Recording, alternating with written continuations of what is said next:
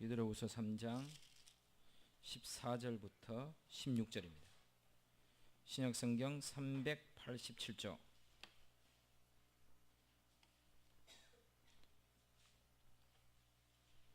신약성경 387쪽 베드로후서 3장 14절, 15절, 16절을 읽겠습니다. 말씀을 같이 읽겠습니다. 그러므로 사랑하는 자들아 너희가 이것을 바라보나니 주 앞에서 점도 없고 흠도 없이 평강 가운데서 나타나기를 힘쓰라. 또 우리 주의 오래 참으심이 구원이 될 줄로 여기라. 우리가 사랑하는 형제 바울도 그 받은 지혜대로 너희에게 이같이 썼고 그 모든 편지에도 이런 일에 관하여 말하였으되 그 중에 알기 어려운 것이 들어있으니 무식한 자들과 굳세지 못한 자들이 다른 성경과 같이 그것도 억지로 풀다가 스스로 멸망에 이르느니라. 아멘.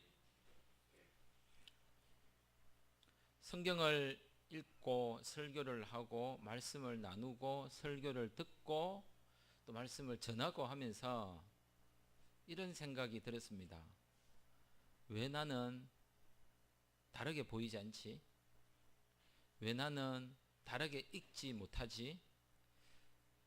왜 설교가, 말씀 연구가, 또 성경 묵상이, 큐티가 자꾸 뻔해지는 것일까? 이런 생각을 해보았습니다. 결국 이 문제는 저 자신에게 더 이상 성장하고 있지 않다 라는 것을 말해주는 것이다라고 스스로 결론을 내렸습니다. 더 이상 신비하지도 않고 더 이상 새롭지도 않고 더 이상 산뜻하지도 않고 뭔가 지금까지 내가 들었던 보았던 연구한 것과 또 다른 것이 전혀 존재하지 않거나 더 이상 없다. 그래서 더 연구하고 묵상하고 기도하고 말씀을 묻는 것은 내나 똑같은 결론 나올 건데 라고 하는 생각이 있었습니다. 결론은 뭐냐면 결국 성장하지 않는 거죠. 성장이 멈춰버린. 더 이상 성장하지 않는 곳에는 두 가지 특징이 있습니다. 이미 다 이루었거나 아예 아무것도 안 되거나. 그래서 많은 언론들이 대한민국의 저성장을 대해서 이야기합니다. 저성장이라고 하는 것은 두 가지죠. 우리나라가 잘 살거나 아니면 우리나라가 후진국가이거나 둘 중에 하나입니다. 그런데 우리 후진국가가 아니죠. 세계 경제 규모를 볼 때 이미 우리는 더 잘 사는 나라와 비교해 볼 때는 못 사는 나라일지 모르지만 이미 경제 대국이고 15위권 또 많게는 10위권 안에 드는 나라입니다. 세계 열강이 165개 내지 170개가 되는데 엄청난 나라죠. 자꾸 이게 저성장을 이야기해서 국민들을 쪼우고 비정규직을 더 정규직화 만들고 힘든 사람을 더 힘들게 만들어. 다 성장해야 된다. 기업을 급증 안 되고 더 성장해야 된다. 이 거짓말입니다. 이미 잘 삽니다. 정말로 잘 사는 나라 네덜란드, 북유럽 이런 나라들 성장률 제로입니다. 이미 제로된 지 10년 이상 넘었습니다. 그래도 그들은 저성장이라고 아우성 치지 않고 국가가 나서서 저성장이 걱정이다라고 말하지 않습니다. 그들 나라는 인구 절벽입니다. 우리보다 땅도 넓은데도요 인구 우리보다 훨씬 적습니다. 그래도 그런 걱정하지 않습니다. 왜 우리는 모든 일들을 노동에 의존하고 사람 힘에 의존하려고 하는지. 자식이 많아야 되고 새끼가 많아야 뭐가 미래가 있는 것처럼. 그런데 왜 잘 사는 나라들은 인구가 적은가요? 근데 왜 못 사는 나라들은 왜 인구만 많죠? 그런 것에 대한 인구학적이고 인류학적이고 문화적이고 경제사적인 부분에 대해서 구체적으로 설명해 주지 않습니다. 제가 성장을 말하고 싶어서 말한 것인데 저 자신에도 마찬가지예요. 어쩌면 제가 이미 영적 침체기를 겪어서 쫄딱 망한 놈이거나 변화가 없는 것은 아니면 이미 더 올라서서 그렇거나. 그런데 망한 것도 아니고 올라선 것도 아닌거든요. 그런데도 이게 새롭게 읽어지지 않고 새롭게 보이지 않는 거예요. 아마 이게 무감각해진 것 같아요. 뻔해진 모습. 그래서 왜 다르게 보이지 않는가 라는 질문을 했고 또 왜 모든 본문들을 뻔하게 읽고 나오는 결론이나 설명되어지는 용어나 묵상되어지는 실천적 사항들이나 계획들이라는 게 뻔한 거예요. 왜 우리는 또 나는 다르게 보지 못하는가? 도대체 그 이유가 뭘까? 성경을 읽는 사람, 성경을 묵상하는 사람 모두 다 고민해야 될 문제입니다. 그래서 오늘 본문 16절은 이렇게 이야기했습니다. 어떤 사람들이 성경을 억지로 풀다가 망했다. 이게 뻔해지면 성경을 억지로 풀거든요. 뻔해지면 억지로 끼워 맞춰가지고 설교를 만들거나 묵상을 만들어냅니다.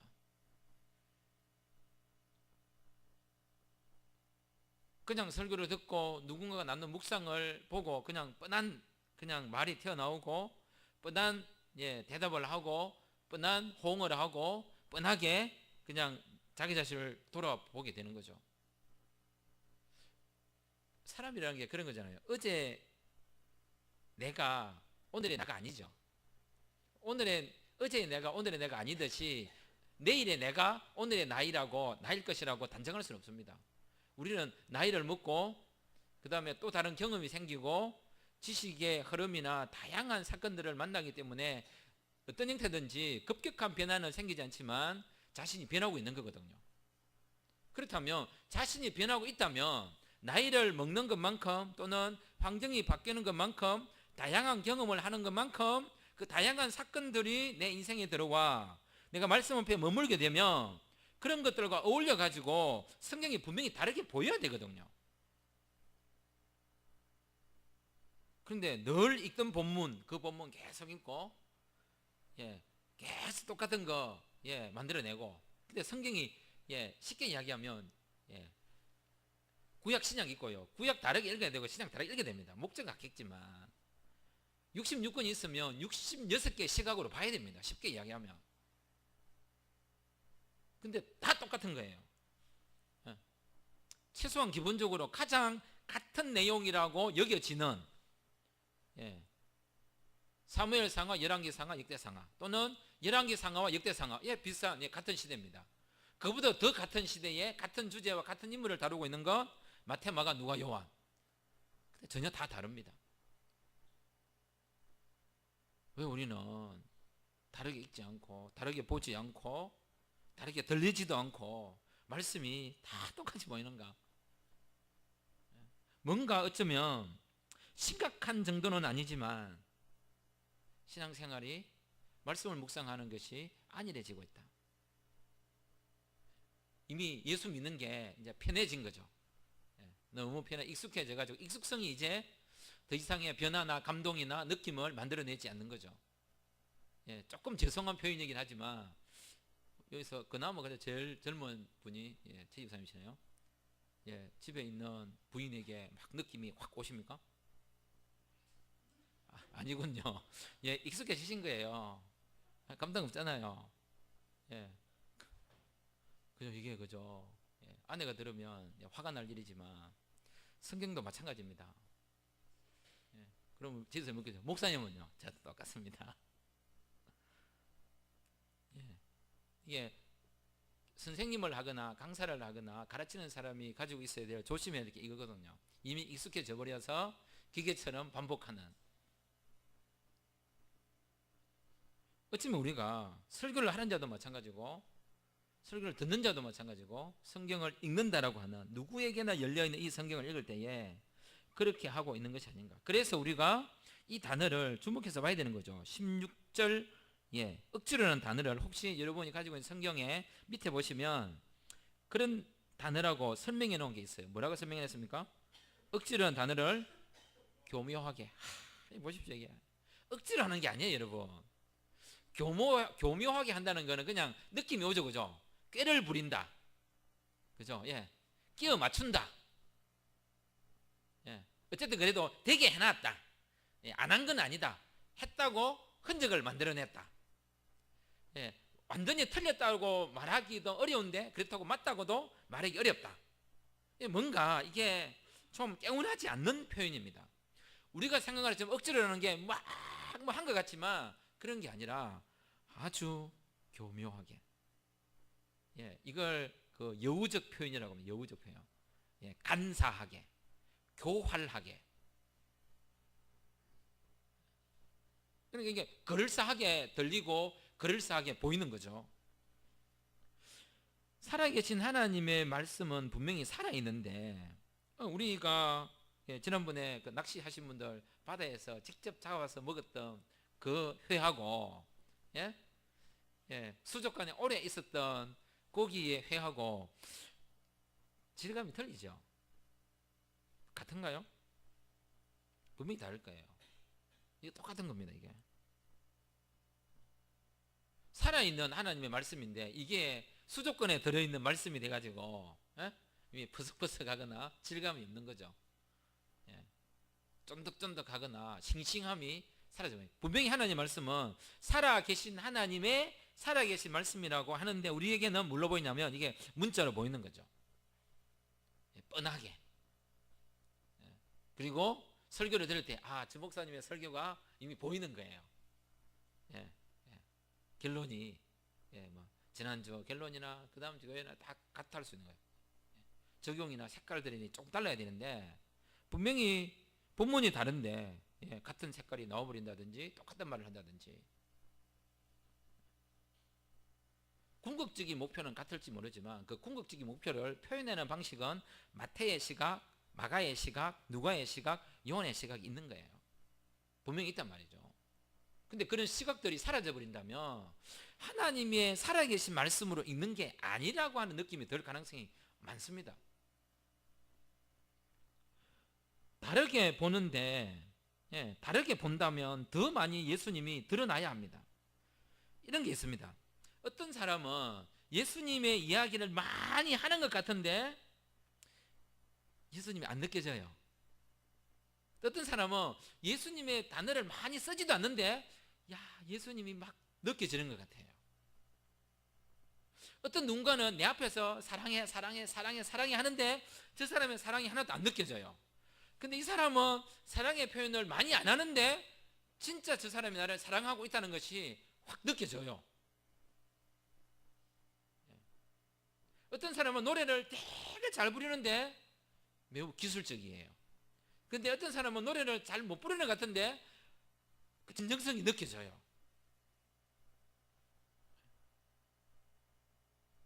분명히 이 두 가지 이야기만 들어봐도 뭔가 다르다고 하는 것이 다가옵니다. 그래서 그 다름이라고 하는 것에 대하여 사도는 우리에게 이렇게 얘기했습니다. 15절에 이런 일들과 관련해서 16절에도 이야기했고 모든 편지에 말했고 사도 바울도 이런 이야기를 했다. 바울은 또 다른 시각으로 읽으면서도 예수님의 오시는 날과 종말에 대하여 설명하고 있다 이야기하는 거죠. 그런데 사도 바울은 그런 것들을 억지로 풀거나 끼워 맞추지 않았다는 거죠. 사도 바울은 어떻게 했느냐 이렇게 이야기합니다. 바울도 그런 이야기를 했지만 어떻게 했느냐, 그는 그 받은 지혜대로 살아계신 하나님께서 주신 성령께서 인도하시는 대로 그 사건과 그 현장과 그 대상과 그 시간과 그 공간마다 다르게 성령의 인도하심을 받아 영감대로 지혜대로 했다는 거예요. 분명히 다 다르게 행동해요. 그래서 사도 바울이 쉽게 이야기 이렇게 했죠. 단단한 식물을 먹는 자를 대할 때는 단단한 식물을 먹는 자처럼, 그것을 먹지 못하는 자를 만났을 때는 그것을 먹지 못하는 자들처럼, 이방인에게는 이방인처럼, 지혜 있는 자에는 지혜 있는 자처럼, 유대인은 유대인처럼 그렇게 그들이 알아듣게 복음을 설명하고 옷을 입혔지만 궁극적 내용은 같았다는 거죠. 옷을 입히는 필요성도 있고 다르게 보는 관점도 있고 태도도 바꾸고 각도도 바꾸고 위험도 어떨 때는 버리고 어떨 때는 가난한 자처럼 행동하고 어떨 때는 위험 있는 자처럼 똑똑하다고 주장하는 사람 앞에는 더 똑똑하게 나가고요. 그걸 모르는 사람들에게는 더 낮고 더 쉽고 그렇게 표현했다는 거죠. 근데 우리는 어쩌면 그 뻔하게 보기 때문에 항상 모든 사람을 대하여 똑같이 메시지를 전하고 실천하고 생각을 표현하고 대화를 하는 거죠. 그러니까 사람이 바뀌면 할 말이 없는 거죠. 사람이 바뀌어버리면 어떻게 해야 될지 당황하게 되는 거고.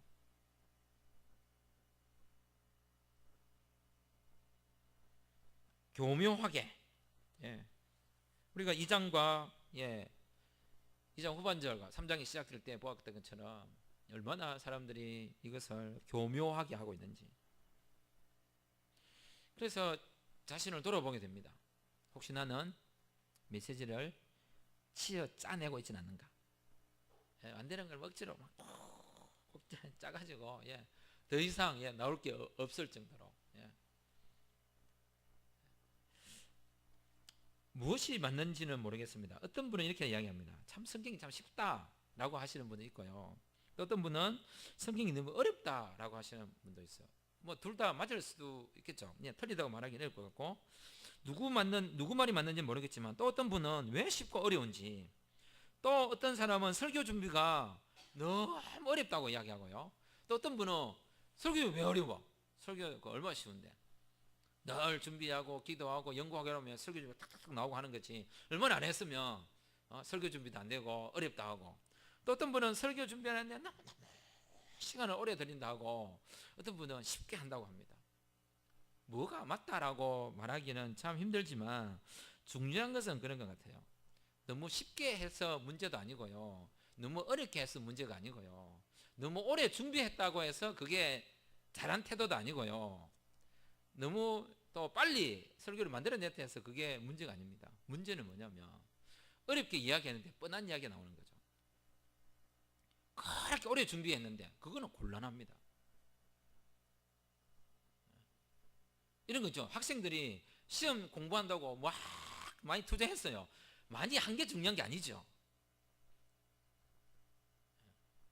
많이 한 걸로 치면 결과를 어떻게 만들어내겠습니까? 결과가 다 중요한 것은 아니지만 오래 봤으면 오래 본 것만큼의 그 문맥과 문맥, 단어와 단어, 행간과 행간, 단락과 단락, 그것들이 이게 다양한 글을 읽는 그 생각을 표현하는 것을 제가 잘은 모르지만 문학에서 비평이라고 합니다. 다양한 비평이 존재하는 거거든요. 그런 관점들은 없고 오로지 한 길. 그렇게 되면 곤란한 거죠. 남자 관점으로 읽었어요. 어머니들은 어떤 관점으로 읽을까요? 할 수만 있으면 여성이면서 엄마의 관점으로 읽겠죠. 저는 불가피하게 남자이면서도 아빠이고 내 직업도 있고 이래 하기 때문에 제 관점이 나타날 수밖에 없습니다. 제가 또 자라나온 교단과 제가 배웠던 신학적 교육과 색깔들이 나도 모르게 묻어 나오게 되어 있습니다. 그래서 이게 온전히 모든 사람의 생각들을 잘 읽어내면서 그것을 모든 성도들에게 맞는 설교로 잘 했다라고 쉽게 말하기가 쉽지 않은 거죠. 왜냐하면 내 자체가 남성임을 부인할 수 없어요. 남성이기 때문에 대부분의 시각이 뭘로 맞춰지겠습니까? 가부장적 사고로 맞춰지겠죠.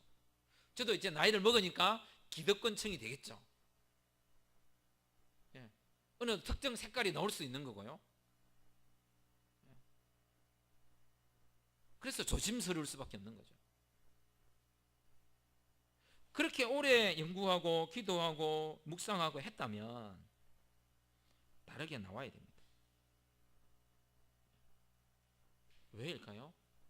세상이 자꾸 달라지기 때문에 이 말씀으로 그 색깔을 읽어내는 눈이 필요하고, 많은 사람들이 어떻게 행동하는지를 보면서 그들이 왜 그렇게 행동하는지, 그렇게 행동하는 것이 옳은지 그른지 공평하게 판단하고 들여다보고 말해줄 수 있어야 됩니다. 그 흐름들을 읽어내지 못하면 결국은 우리끼리의 말씀으로 그쳐버릴 가능성이 많던 거죠. 그것 중에 하나가 바로 대표적인 경우가 바로 이것입니다. 복음이 뭐냐라고 이야기할 때 오랫동안 우리는 복음은 귀하다, 복음은 존귀하다, 귀하고 존귀하고 놀랍고 사랑스럽고 위대하시고 숭배할 만하고 그 거룩하신 예수님이라고 이야기했습니다. 근데 이걸 조금만 다르게 생각해 보면 오해 없으시기 바랍니다. 복음은 하찮합니다. 복음은요 허접하고요, 복음은요 촌스럽고요, 복음은 무가치하고요, 복음은 진짜 받아들이기 어렵습니다. 예수님이 가져오신 복음은 단 하나도 귀하다고 여겨질 만한 요소가 하나도 없습니다. 예수님 당시에 누가 그 복음을 귀하게 여겼습니까? 복음의 실제자라고 오신 그분이 귀하게 왔습니까? 이사야서에서 뭐라고 했습니까? 볼품이 없다 했습니다. 아기로 왔습니다. 마구간에서 태어났습니다. 육신의 몸을 입고 태어나게 한 그의 부모는 가난하게 짝이 없습니다. 그래서 도망 다녔습니다. 또 그들이 자랐던 동네는 촌동네로 여겨지는 나사렛에서 자랐습니다. 그래서 어떤 사람들이 이야기했어요. 나사렛에서 무슨 선한 게 나겠냐고 이야기했습니다. 그 동네에서 또 메시지를 전할 때 네가 누구 아들인 걸 알고 어떻게 자랐는지 우리가 뻔히 아는데 네가 무슨 랍비며 메시아냐라고 쫑구받았습니다. 그래서 예수님이 가시면서 선지자는 고향에서 존귀 받지 못한다라고 하시면서 속히 그 지역을 떠나셨습니다. 예수님은 어쩌면 단 한 번도 사람들로부터 지금 우리가 그렇게 존귀하다, 귀하다, 생명 같다, 진리다 라고 하는 것처럼 그렇게 여겨진 적이 단 한 번도 없습니다. 돌아가실 때까지. 예수님이 십자가에 못 박히기 전 고난당하실 때 어떻게 했습니까? 제자들은 다 도망갔습니다. 십자가에 못 박혔을 때도 사람들에게 조롱을 받았습니다. 네가 하나님의 아들이거든 그거 내려와봐라.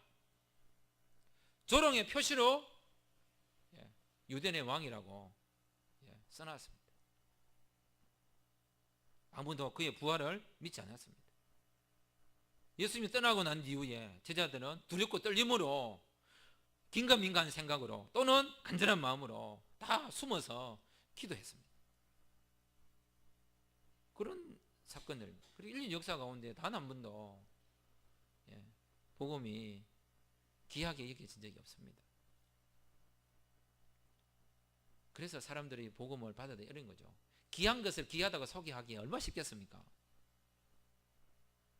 근데 복음이 허접하고 복음이 하찮고 복음은 너무 이상하니까 우리가 사실 솔직히 전하기가 어렵잖아요.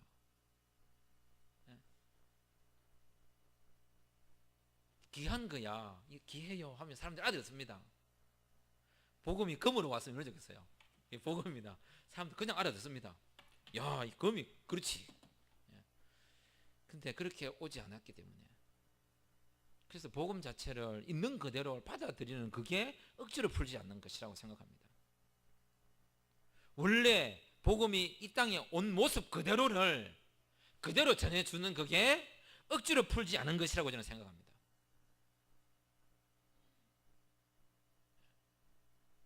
그 가장 쉬운 표현으로 우리 목사님이 십자가를 이야기하는 그게 억지로 푸는 게 아니죠. 복음은 십자가다라고 이야기해버리니까 얼마나 직선적입니까? 억지로 푸는 것 중에 하나가 교묘한 것도 있지만 또 하나가 이런 게 있습니다. 그게 바로 변명이 많아진 거죠. 복음에 대하여 예수님은 단 한 번도 변명하시거나 막 사람을 설득시키려고 하시지 않으셨어요. 제자들도 그랬고요. 기독교 역사에도 그랬습니다. 그런데 언젠가부터 복음이 자꾸 변명이 많아졌고요. 설명이 많아졌고요. 해석이 많아졌습니다. 이게 변명이 많아지고 해석이 많아지고 설명이 많아졌다는 것은 뭡니까? 이게 자기 스스로도 뭐 그대로 드러내기는 좀 뭐라는 거죠 이게? 떳떳하지 않거나 좀 쪽팔리거나 좀 뭔가 좀 덧입혀야 될 것 같다라고 하는 자기 불안감이 있는 거죠. 사실은 떳떳하면 뭐 까발리지 못할 게 뭐가 있겠습니까? 복음은 이미 까발려진 상태로 이게요 너무 참 아름다운 표현이긴 한데 예수님 오실 때 실오라기 하나도 안 걸치시고 오셨어요. 예수님 돌아가실 때 딱 그대로입니다.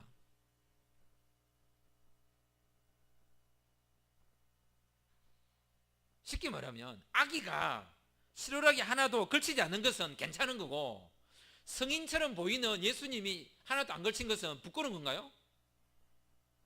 아기 예수님의 벗은 모습은 우리가 항상 잘 이야기합니다. 하지만 성인으로서 십자가에 못 박히신 그 벗은 몸에 예수 그리스도는 우리가 그냥 십자가는 말하지만 그대로의 모습 우리가 말하고 있지 못하다는 거죠. 억지로 풀거나 교묘하게 풀거나 변명이 많아졌거나 설명이 많아졌거나 해석이 많아지고 있다는 거죠. 복음 그대로의 모습. 복음이 그러하다라고 하면 그걸 내가 받아들이지 못하는 자기 자신의 열리지 않는 사고방식과 고정화되어 있는 그것에 대하여 되돌아보고 회개하고 고쳐가려고 노력해야 되는데 뭐 자꾸 변명을 한단 말이죠. 실제로 누군가가 우리 교회를 향해서 누가 뭐를 말하면 그래 우리 교회 그래라고 하면 되는데 뭐 자꾸 변명이 많아지면 뭔가 좀 사람들이 의아할 거 아니에요. 뭔가 저 뭐 감추는 것 같다. 우리는 교회가 뭐 감출 게 뭐가 있겠습니까?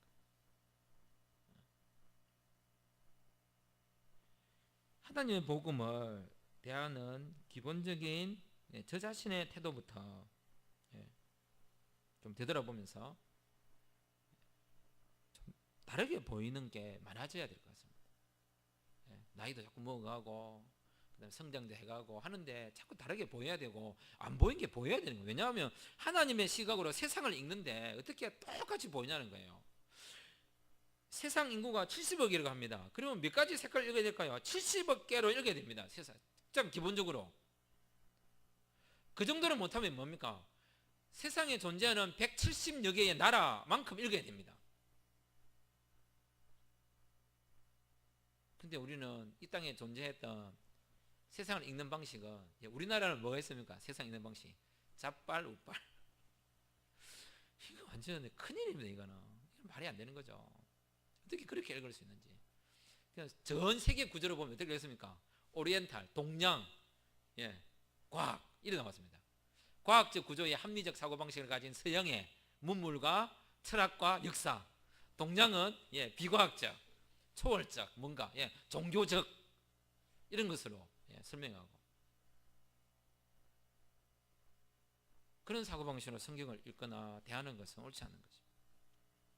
그러니까 자기 한 말을 끼워 맞추려고 하고 그것을 더 학문이라는 이름으로 연구해서 자꾸 설명을 덧붙이고 그러하다 하면 그러한 것으로 보고 그걸 다양한 사람들에게 어떻게 적용하고 사람을 살리는 것으로 예수님이 고통당한 그 모습 그대로를 가지고 살리려고 노력해야 되는데 예수님을 가능하면 예쁘게 만들어가지고 여러분 성탄절에 오신 예수님을 왜 자꾸 예쁘게 만들죠? 예수님 옷을 벗으셨는데 그거다가 자꾸 좋은 옷을 입히는 거예요. 무슨 심보인지 모르겠어요. 본인 스스로도 예수님이 그렇게 오신 게 미안한가 봐요. 미안한. 예수님이 그렇게 벗어서 오신 게 미안한 게 아니고요. 우리가 죄지어서 하나님을 못 알아보는 게 미안한 거고 그렇게 자신을 적나라하게 깨끗하게 숨김없이 드러내신 주님 앞에서 뭐가 감출 게 있다고 우리 자신을 감추는 그게 더 잘못된 거죠. 그래서 그분은 적나라 하셨습니다. 감추는 모습으로 오신 게 아니란 말이에요. 그래서 기독교는 진리를 먼저 선포하고 자유를 주는 겁니다. 그래서 회개를 요구하고 생명을 주는 것입니다. 그게 가장 기본적인 구조이죠. 진리의 말씀이 선포되고 세상이 만들어지는 거죠. 그리고 난 다음에 뭐가 오는 겁니까? 세상 창조 이후에 7일째 안식하는 것. 말씀이 선포되고 회개하고 진리로 맘내없는 자유가 오고 진리를 알지니 진리가 너희를 자유케 하리라. 그런즉 누구든지 그리스도 안에 있으면 새로운 피조물이라. 그 그리스도 안에 들어가기 위하여 자신의 죄를 고백하는 것. 이 구조입니다. 이것을 억지로 풀거나 억지로 설명하게 되면 결국 자신이 억지로 푼 그것으로 말미암아 자기 자신의 무식함이 드러나고 굳세지 못하기 때문에 자신의 무식과 굳세지 못함을 감추기 위해 뭐합니까? 그냥 억지로 푸는 거죠. 설명을 잘 하는 사람이 똑똑한 사람이 아니고 어쩌면 그 사람이 진짜 무식한 사람인지 모릅니다. 그러니까 억지로 풀고 교묘하게 풀고 변명이 많아지는 거죠. 그리스도인은 세상 앞에서 변명하지 않습니다. 못한 것은 못해서 미안하다라고 이야기하고 책임질 일이 있으면 책임지면 되는 겁니다.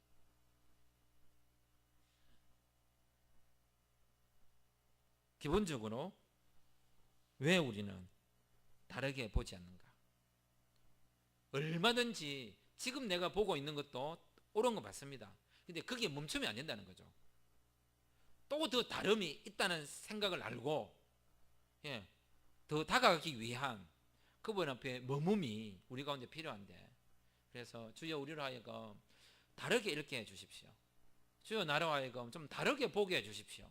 지금까지 보게 하고 듣게 해 주신 것만도 너무 고마운데 당신의 그 풍성함이 여기에 머무는 것이 아니기에 나로 하여금 좀 더 다르게 보고 더 다르게 듣게 해 주십시오 라고 하는 기도가 필요할 것 같습니다. 기도드리겠습니다.